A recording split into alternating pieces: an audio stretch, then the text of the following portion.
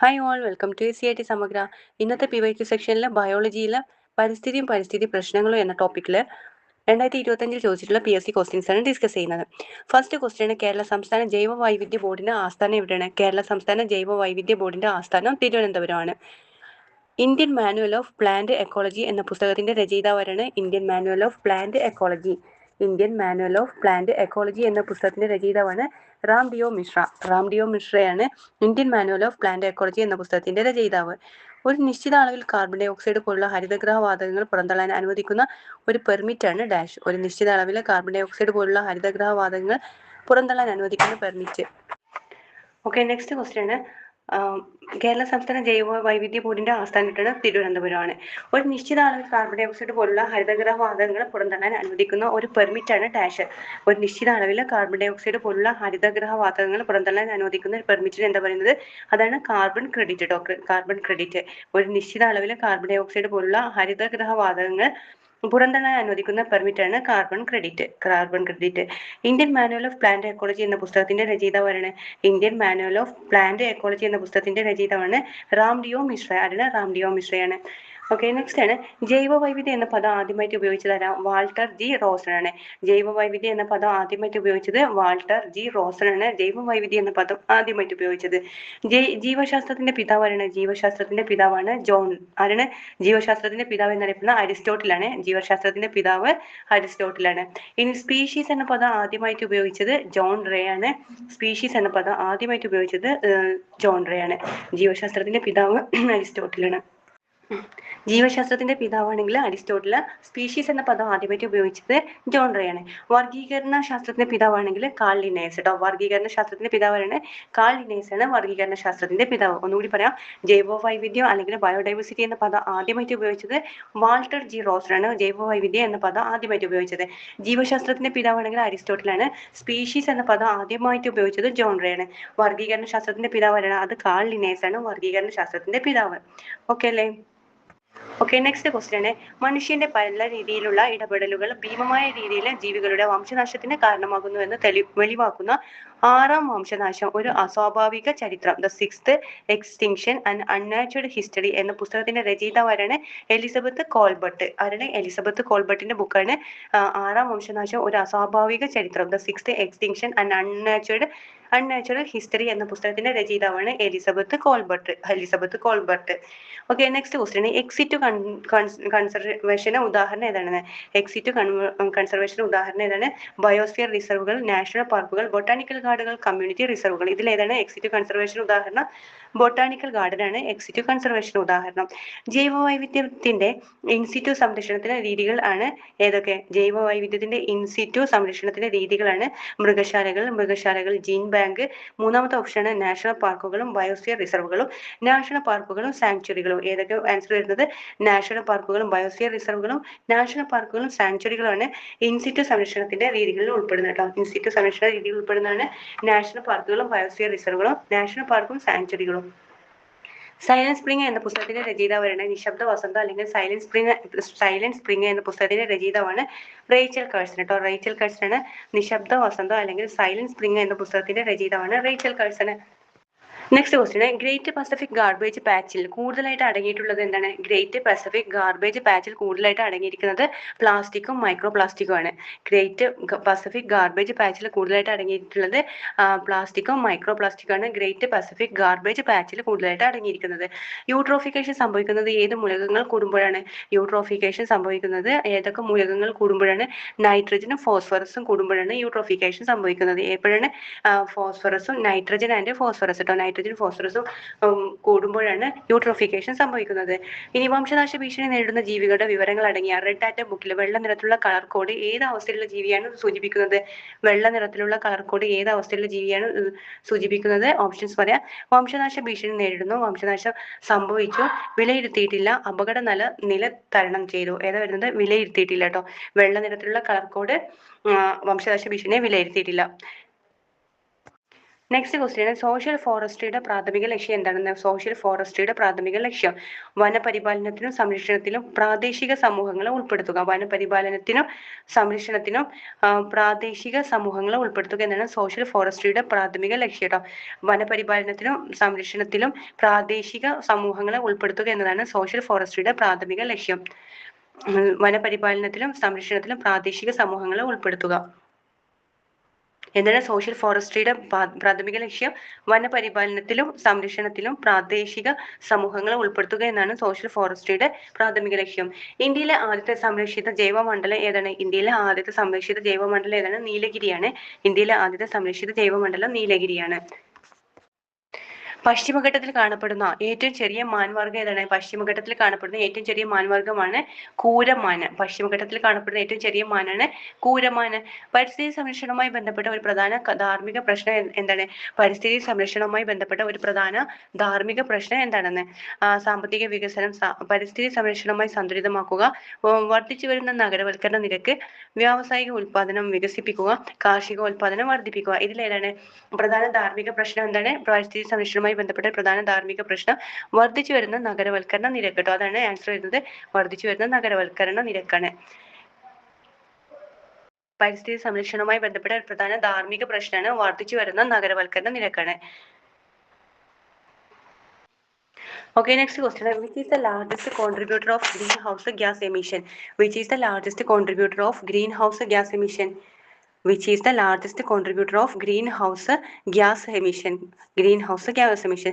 Electricity and heat production. Answer then electricity and heat production is the largest contributor of greenhouse gas emission. The main contributor electricity and heat production. Okay, next question. The BOD test is carried out in what wastewater sample by measuring the dash. Answer എന്താണ്? Dissolved oxygen ആണ്.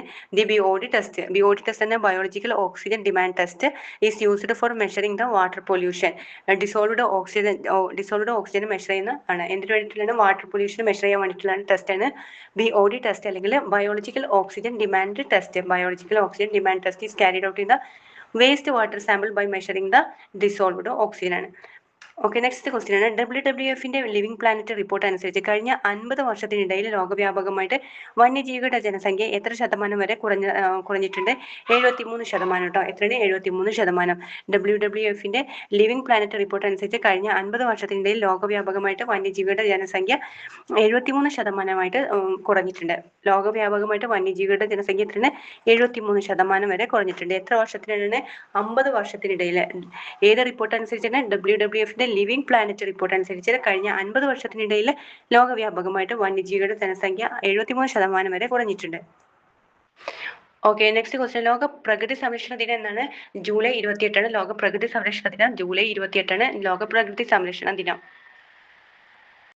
Silent spring എന്ന പ്രസിദ്ധ പുസ്തകം രചിച്ചതാരാണ്? Silent spring എന്ന പ്രസിദ്ധ പുസ്തകം രചിച്ചത് Rachel Carson ആണ്. സൈലന്റ് സ്പ്രിംഗ് എന്ന പ്രസിദ്ധ പുസ്തകം രചിച്ചത് റേച്ചൽ കാഴ്സൺ ആണ്. വംശനാശ ഭീഷണി നേരിടുന്ന കേരളത്തിലെ ഭൂഗർഭ മീനുകൾ താഴെ കൊടുത്തിരിക്കുന്നവയിൽ ഏതൊക്കെയാണ്? വംശനാശ ഭീഷണി നേരിടുന്ന കേരളത്തിലെ ഭൂഗർഭ മീനുകൾ താഴെ കൊടുത്തിരിക്കുന്നവയിൽ ഏതൊക്കെയാണെന്ന്. ക്രിപ്റ്റോഗ്ലാനിസ് ഷാജി, പാൻജിയോ ബുജിയ, ഹൊറോഗ്ലാനിസ് അബ്ദുൽ കലാമി, എനിഗ്മച്ചന്ന ഗൊല്ലം. ഇതിലെല്ലാ ഓപ്ഷനും ശരിയാണ്. വംശനാശ ഭീഷണി നേരിടുന്ന കേരളത്തിലെ ഭൂഗർഭ മീനുകളാണ് ക്രിപ്റ്റോഗ്ലാനിസ് ഷാജി, പാൻജിയോ ബുജിയ, ഹൊറാഗ്ലാനിസ് അബ്ദുൽ കലാമി, എനിഗ്മച്ചന്ന ഗൊല്ലം എന്നുള്ളത് ഇതൊക്കെ എന്താണ്? ഭൂഗർഭ മീനുകളാണ്. വംശനാശ ഭീഷണി നേരിടുന്ന കേരളത്തിലെ ഭൂഗർഭ മീനുകളാണ് ഹൊറാഗ്ലാനിസ് അബ്ദുൽ കലാമി, ക്രിപ്റ്റോഗ്ലാനിസ് ഷാജി, പാൻജിയോ ബുജിയ, എനിഗ്മച്ചന്ന ഗൊല്ലം. ഇതൊക്കെ എന്താണ്? കേരളത്തിലെ ഭൂഗർഭ മീനുകളാണ്. വംശനാശ ഭീഷണി നേരിടുന്ന ഭൂഗർഭ മീനുകളാണ്. ജന്തുക്കളിലെ ഏറ്റവും അധികം വൈവിധ്യമുള്ള ജീവിവർഗം ഏതാണ്? ജന്തുക്കളിലെ ഏറ്റവും അധികം വൈവിധ്യമുള്ള ജീവിവർഗമാണ് ഷഡ്പദങ്ങൾ കേട്ടോ.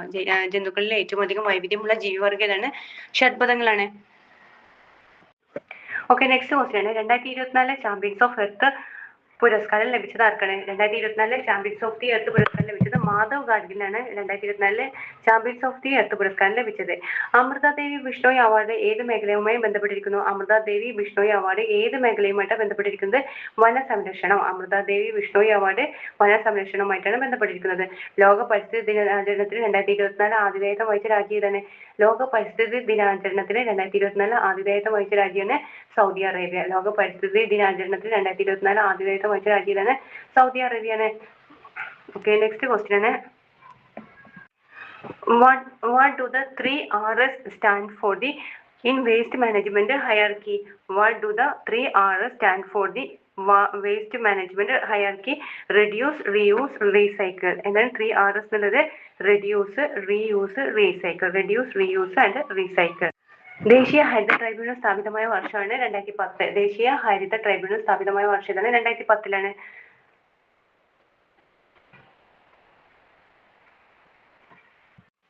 ലോകത്തെ വംശനാശ ഭീഷണി നേരിടുന്ന വന്യജീവികളുടെ സംരക്ഷണത്തിനായി ഇന്ത്യയുടെ നേതൃത്വത്തിൽ സ്ഥാപിതമായ ഇബ്കയുടെ ആസ്ഥാനം എവിടെയാണ്? ലോകത്തെ വംശനാശ ഭീഷണി നേരിടുന്ന വന്യജീവികളുടെ സംരക്ഷണത്തിനായി ഇന്ത്യയുടെ നേതൃത്വത്തിൽ സ്ഥാപിതമായ ഇബ്കയുടെ ആസ്ഥാനം എവിടെയാണ്? ഡൽഹിയിലാണ് ഇബ്കയുടെ ആസ്ഥാനം. ഡൽഹിയിലാണ്. നെക്സ്റ്റ് ക്വസ്റ്റ്യൻ, മനുഷ്യന്റെ നിലനിൽപ്പിന് നാം പ്രകൃതിയിലേക്ക് മടങ്ങിയേ തീരും. മനുഷ്യനാണ് കാടുകളെയും നീരുറവകളെയും ഭൂമിയുടെ ഫലപുഷ്ടിയും നശിപ്പിച്ചു കൊണ്ടിരിക്കുന്നത്. മണ്ണിനെ മരുഭൂമി ആക്കുകയല്ല, വിളഭൂമി ആക്കുകയാണ് വേണ്ടത്. പ്രശസ്തമായത് ഈ വാക്കുകൾ ആരുടേതാണ്? മസനോബു ഷിക്കുവോക്കയുടെ വാക്കുകളാണിത്. റെഡ് ഡാറ്റ ബുക്ക് പ്രസിദ്ധീകരിക്കുന്നതും പരിപാലിക്കുന്നതും ഏത് അന്താരാഷ്ട്ര സംഘടനയാണ്? റെഡ് ഡാറ്റ ബുക്ക് പ്രസിദ്ധീകരിക്കുന്നതും പരിപാലിക്കുന്നതും IUCN ആണ്. റെഡ് ഡാറ്റ ബുക്ക് പ്രസിദ്ധീകരിക്കുന്നതും പരിപാലിക്കുന്നതും IUCN ആണ്. ഓക്കെ, നെക്സ്റ്റ് ക്വസ്റ്റ്യൻ ആണ്, ബയോഡൈവേഴ്സിറ്റി എന്ന പദം പ്രചാരത്തിലാക്കിയ ജീവശാസ്ത്രജ്ഞൻ ആരാണ്? ബയോഡൈവേഴ്സിറ്റി എന്ന പദം പ്രചാരത്തിലാക്കിയ ജീവശാസ്ത്രകാരനാണ് എഡ്വേർഡ് വിൽസൺ. ബയോഡൈവേഴ്സിറ്റി എന്ന പദം പ്രചാരത്തിലാക്കിയ ജീവശാസ്ത്രകാരനാണ് എഡ്വേർഡ് വിൽസൺ ആണ്. ജൈവ വൈവിധ്യം എന്ന നാമം ജനകീയമാക്കിയ സാമൂഹ്യ ജീവശാസ്ത്രജ്ഞനാണ് എഡ്വേർഡ് വിൽസൺ ആണ്. നെക്സ്റ്റ് ക്വസ്റ്റ്യൻ, ഡയോക്സിനുമായിട്ട് ബന്ധപ്പെട്ട പ്രസ്താവനകൾ പരിശോധിച്ച് ചുവടെ നൽകിയിരിക്കുന്നതിൽ നിന്ന് ശരിയുത്തരം തിരഞ്ഞെടുക്കുക. ഡയോക്സിനുമായിട്ട് ബന്ധപ്പെട്ട പ്രസ്താവനകൾ പരിശോധിച്ചിട്ട് ശരിയുത്തരം. വിഷാംശം ഉള്ളതും പരിസ്ഥിതി മലിനീകരണം ഉണ്ടാക്കുന്നതുമായ രാസവസ്തുവാണ് ഡയോക്സിൻ. വിഷാംശം ഉള്ളതും പരിസ്ഥിതി മലിനീകരണം ഉണ്ടാക്കുന്നതുമായ രാസവസ്തുവാണ് ഡയോക്സിൻ. കൊഴുപ്പ് കലകളിൽ സംഭരിക്കപ്പെടുന്നു. വ്യാവസായിക പ്രക്രിയയുടെ ഉപോൽപ്പന്നങ്ങളാണിവ. മനുഷ്യരിൽ ഹോർമോൺ വ്യവസ്ഥക്ക് തകരാർ ഉണ്ടാക്കുന്നതിനും ക്യാൻസറിന് കാരണമാകുന്നു ഡയോക്സിനുകൾ. 4 സ്റ്റേറ്റ്മെന്റും കറക്റ്റ് ആണ്. ഒന്നുകൂടി പറയാം. ഡയോക്സിനുകൾ വിഷാംശം ഉള്ളതും പരിസ്ഥിതി മലിനീകരണം ഉണ്ടാക്കുന്നതുമായ രാസവസ്തുവാണ് ഡയോക്സിൻ. കൊഴുപ്പ് കലകളിൽ സംഭരിക്കപ്പെടുന്നു. വ്യാവസായിക പ്രക്രിയയുടെ ഉപോൽപ്പന്നങ്ങളാണിവ. മനുഷ്യരിലെ ഹോർമോൺ വ്യവസ്ഥക്ക് തകരാർ ഉണ്ടാക്കുന്നതിനും ക്യാൻസറിനും കാരണമാകുന്നു ഡയോക്സിനുകൾ. ഓക്കെ, നെക്സ്റ്റ് ക്വസ്റ്റ്യൻ ആണ്, കണ്ടൽക്കാടുകൾ സംബന്ധിച്ച് താഴെ കൊടുത്തിരിക്കുന്ന പ്രസ്താവനകൾ ശരിയായത് തെരഞ്ഞെടുത്തെഴുതുക. ഓപ്ഷൻ വൈക, തീരപ്രദേശത്തെ മണ്ണ് പിടിച്ചു നിർത്തുന്നു, സുനാമിയെ തടയുന്നു, മത്സ്യസമ്പത്ത് കുറയാൻ കാരണമാകുന്നു കേട്ടോ. അപ്പൊ ഇതിൽ ഏതാണ് ശരിയായ സ്റ്റേറ്റ്മെന്റ് വരുന്നത്? തീരപ്രദേശത്ത് മണ്ണ് പിടിച്ചു നിർത്തുന്നു, സുനാമിയെ തടയുന്നു. ഒക്കെ കണ്ടൽക്കാടുകളുമായി ബന്ധപ്പെട്ട സ്റ്റേറ്റ്മെന്റ് ശരിയാണ്. നെക്സ്റ്റ് ആണ്, പുല്ല്, മാൻ, കടുവ, കഴുകൻ ഈ ഭക്ഷ്യശൃംഖലയിലെ തൃതീയ ഉപഭോക്താവ് ആരാണ്? പുല്ല്, മാൻ, കടുവ, കഴുകൻ ഈ ഭക്ഷ്യശൃംഖലയിലെ തൃതീയ ഉപഭോക്താവ് കഴുകനാട്ടോ. കഴുകനാണ്. പുല്ല്, മാൻ, കടുവ, കഴുകൻ ഈ ഭക്ഷ്യശൃംഖലയിലെ തൃതീയ ഉപഭോക്താവ് കഴുകനാണ്. തന്നിരിക്കുന്നവയിലെ ഹരിതഗൃഹ വാതകം ഏതാണെന്ന്? Helium, methane, nitrogen, neon. ഇതിൽ ഏതാണ് ഹരിതഗൃഹ വാതകം? മീഥേൻ ആണ് ഹരിതഗൃഹ വാതകം.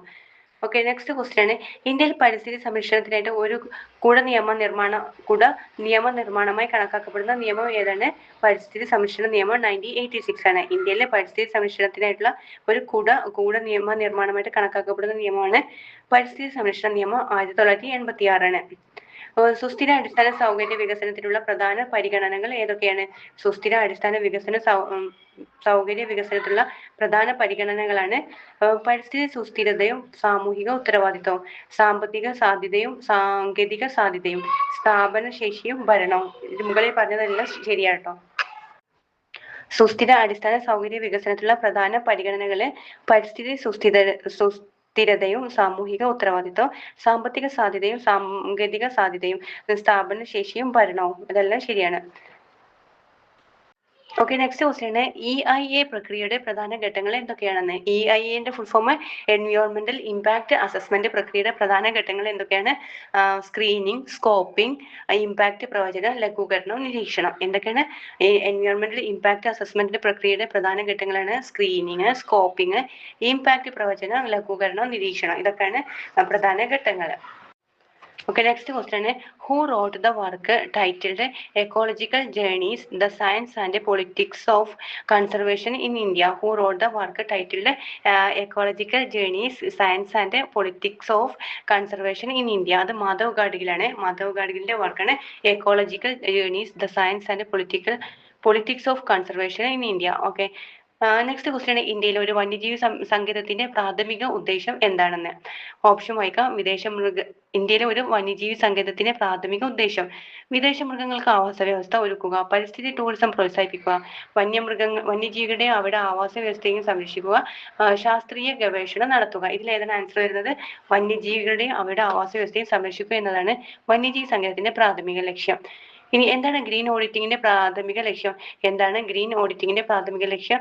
പാരിസ്ഥിതിക ആഘാതവും സുസ്ഥിരതയും വിലയിരുത്താൻ. പാരിസ്ഥിതിക ആഘാതവും സുസ്ഥിരതയും വിലയിരുത്താൻ വേണ്ടിയിട്ടാണ് ഗ്രീൻ ഓഡിറ്റിംഗിന്റെ പ്രാഥമിക ലക്ഷ്യം. പാരിസ്ഥിതിക ആഘാതവും സുസ്ഥിരതയും വിലയിരുത്താൻ വേണ്ടിയിട്ടാണ്. ഇന്ത്യയിലെ ആദ്യത്തെ പരിസ്ഥിതി പ്രസ്ഥാനമായിട്ട് കണക്കാക്കപ്പെടുന്നത് ഏതാണ്? ഇന്ത്യയിലെ ആദ്യത്തെ പരിസ്ഥിതി പ്രസ്ഥാനമായിട്ട് കണക്കാക്കപ്പെടുന്നത് ചിപ്കോ പ്രസ്ഥാനമാണ്. ഇന്ത്യയിലെ ആദ്യത്തെ പരിസ്ഥിതി പ്രസ്ഥാനമാണ് ചിപ്കോ പ്രസ്ഥാനം. പരിസ്ഥിതി സംരക്ഷണ ഏജൻസി അതായത് EPA പ്രകാരം സൾഫർ ഡൈ ഓക്സൈഡ് ഉദ്വമനത്തിന്റെ ഏറ്റവും വലിയ ഉറവിടം ഇനി പറയുന്നത് ഏതാണെന്ന്. സൾഫർ ഡൈ ഓക്സൈഡിന്റെ ഉദ്വമനത്തിന്റെ ഏറ്റവും വലിയ ഉറവിടം ഏതാണ്? ഫോസിൽ ഇന്ധനങ്ങൾ ഉപയോഗിക്കുന്ന പവർ പ്ലാന്റുകളാണ്. പരിസ്ഥിതി സംരക്ഷണ ഏജൻസി പ്രകാരം സൾഫർ ഡൈ ഓക്സൈഡിന്റെ ഏറ്റവും വലിയ ഉറവിടം ഫോസിൽ ഇന്ധനങ്ങൾ ഉപയോഗിക്കുന്ന പവർ പ്ലാന്റുകളാണ്. Okay, next question. മെർക്കുറി കൊണ്ട് മലിനമായ ഒരു ജല ആവാസ വ്യവസ്ഥയിൽ താഴെ പറയുന്നവരിൽ ഏത് ജീവിയാണ് ഏറ്റവും കൂടുതൽ വിഷാംശം അടങ്ങിയിരിക്കുമെന്ന് പ്രതീക്ഷിക്കുന്നത്? മെർക്കുറി കൊണ്ട് മലിനമായ ഒരു ജല ആവാസ വ്യവസ്ഥയിൽ താഴെ പറയുന്നവരിൽ ഏത് ജീവിയിലാണ് ഏറ്റവും കൂടുതൽ വിഷാംശം അടങ്ങിയിരിക്കുമെന്ന് പ്രതീക്ഷിക്കുന്നത്? അത് മത്സ്യത്തെ ഭക്ഷിക്കുന്ന ഒരു വലിയ ഇരപിടിയൻ പക്ഷിക്കാണ് ഏറ്റവും കൂടുതൽ വിഷാംശം അടങ്ങിയിട്ടുള്ളത്. ഓക്കെ, ലാസ്റ്റ് ക്വസ്റ്റ്യൻ ആണ്. ഒരു പരിസ്ഥിതി ഏജൻസി ഒരു മലിനജല ശുദ്ധീകരണ പ്ലാന്റിന്റെ താഴെയുള്ള നദിയിൽ നിന്നുള്ള ജലസാമ്പിൾ പരിശോധിച്ചപ്പോൾ അതിൽ വളരെ ഉയർന്ന അളവിൽ ബയോകെമിക്കൽ ഓക്സിജൻ ഡിമാൻഡ് BOD ഉണ്ടെന്ന് കണ്ടെത്തി. ഈ ഫലം സൂചിപ്പിക്കുന്നത് എന്താണ്? ആൻസർ പറയാം. വെള്ളത്തിൽ വലിയ അളവിൽ ജൈവ മലിനീകരണം അടങ്ങിയിരിക്കാം. എന്താണ്? വളരെ ഉയർന്ന അളവിൽ ബയോകെമിക്കൽ ഓക്സിജൻ ഡിമാൻഡ് BOD ഉണ്ടെന്ന് കണ്ടെത്തിയ ഈ ഫലം സൂചിപ്പിക്കുന്നത് വെള്ളത്തിൽ വലിയ അളവിൽ ജൈവ മലിനീകരണം അടങ്ങിയിരിക്കാം എന്നാണ് അനുമാനിക്കുന്നത്. ഓക്കെ, നെക്സ്റ്റ് ആണ് ബയോളജിയിലെ ജനിതക രോഗങ്ങൾ എന്ന ടോപ്പിക്കിലുള്ള 2025 ചോദിച്ചിട്ടുള്ള ക്വസ്റ്റ്യൻസ് നോക്കാം. തന്മാത്ര തലത്തിൽ ജീവികളെ തിരിച്ചറിഞ്ഞ് വർഗീകരിക്കുന്ന സാങ്കേതിക വിദ്യ ഏത് പേരിൽ അറിയപ്പെടുന്നു? ഏത് പേരിൽ അറിയപ്പെടുന്ന? DNA ബാർകോഡിംഗ് എന്നാണ് അറിയപ്പെടുന്നത്. തന്മാത്ര തലത്തിൽ ജീവികളെ തിരിച്ചറിഞ്ഞ് വർഗീകരിക്കുന്ന സാങ്കേതിക വിദ്യ അറിയപ്പെടുന്നത് DNA ബാർകോഡിംഗ് എന്നാണ്. ചെറിയ മുറിവിൽ നിന്ന് പോലും അമിതമായ രക്തനഷ്ടം ഉണ്ടാകുന്ന ജനിതക രോഗാവസ്ഥയാണ് ഹീമോഫീലിയ കേട്ടോ. ചെറിയ മുറിവിൽ നിന്ന് പോലും അമിതമായ രക്തനഷ്ടം ഉണ്ടാകുന്ന ജനിതക രോഗാവസ്ഥയാണ് ഹീമോഫീലിയാണ്. താഴെ തന്നിരിക്കുന്നതിലെ പോളിജനിക് പാരമ്പര്യത്തിന് ഉദാഹരണം ഏതാണ്? ഓപ്ഷൻ പറയാം. മനുഷ്യ രക്തഗ്രൂപ്പുകൾ, പയർ ചെടിയുടെ പൂവിന്റെ നിറം, മനുഷ്യ മൂക്കിന്റെ ആകൃതി, മനുഷ്യ ത്വക്കിന്റെ നിറം. ഏതാണ് പോളിജനിക് പാരമ്പര്യത്തിന് ഉദാഹരണം? മനുഷ്യ ത്വക്കിന്റെ നിറമാണ് പോളിജനിക് പാരമ്പര്യത്തിന് ഉദാഹരണമാണ്. രക്തം കട്ടപിടിക്കാൻ സഹായിക്കുന്ന പ്രോട്ടീനുകളുടെ ഉൽപാദനത്തെ നിയന്ത്രിക്കുന്ന ജീനുകൾക്ക് വൈകല്യം സംഭവിച്ച് പ്രോട്ടീൻ ഉൽപാദനം തകരാറിലാവുന്ന ജനിതക രോഗം ഏതാണ്? അത് ഹീമോഫീലിയാണ്. രക്തം കട്ടപിടിക്കാൻ സഹായിക്കുന്ന പ്രോട്ടീനുകളുടെ ഉൽപാദനത്തെ നിയന്ത്രിക്കുന്ന ജീനുകൾക്ക് വൈകല്യം സംഭവിച്ച് പ്രോട്ടീൻ ഉൽപാദനം തകരാറിലാവുന്ന ജനിതക രോഗം ഏതാണ്? ഹീമോഫീലിയാണ്. താഴെ തന്നിരിക്കുന്ന ജീവകങ്ങളുടെ ധാതുക്കളുടെ അപര്യാപ്തതയിലൂടെ അല്ലാതെ ഉണ്ടാകുന്ന രോഗം ഏതാണെന്ന്. നിശാന്തത, sickle cell anaemia, goitre, xerophthalmia. ഇതിൽ ഏതാണ് ആൻസർ വരുന്നത്? Sickle cell അനീമിയാണ്.